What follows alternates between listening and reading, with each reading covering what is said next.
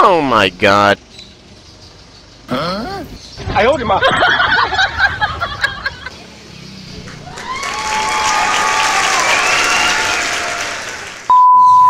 Magandang buhay po sa inyo muli. Ito na po yata yung pinakamahirap na gagawin kong bird tricks. Hindi ko na ito mauulit sa ibang ibon kasi hinihirap po ito. Baga, ngayon ko lang po nagawa itong ganitong bird tricks. Isipin nyo maigi. Itong bola nandito sa baba, kukunin po ng ibon, then isushoot doon sa ring sa taas. Papakuha ko dito sa baba, then isushoot doon sa taas. Tingnan nyo pong maigi ha. Papanik po ako sa taas.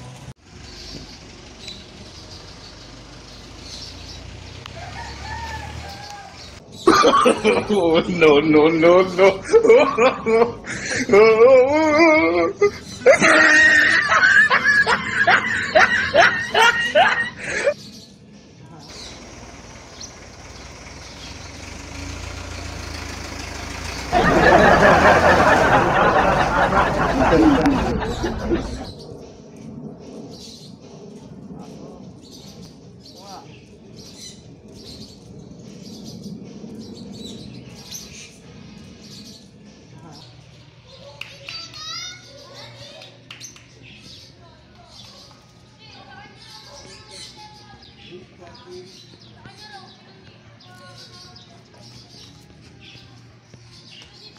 Alam ko po na itatanong po ninyo paano ko po siya ginawa.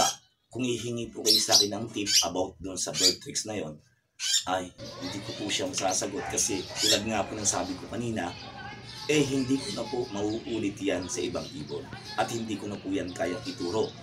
Siguro po nasa ibon na po talaga yung diskarte na yon. Kasi parang ihirap ituro kahit man ako nagtataka, paano may tuturo yun, di ba? From terrace hanggang sa baba. Kaya siguro nasa talento na po siguro ng ibon yun. Para sa trainer siguro mahirap. Parang natsambahan ko ata. Parang ganon, tsamba siguro po yun. Kaya kung may iba po kayong tatanong, yun masasagot ko. Pero yung ganyang bird tricks, hindi ko po yan masasagot na. Kasi mahirap po yan, mahirap. Basta meron po kayong ibang katanungan, ay pwede niyo pong itanong sa akin.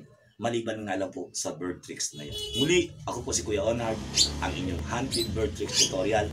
Magandang buhay po.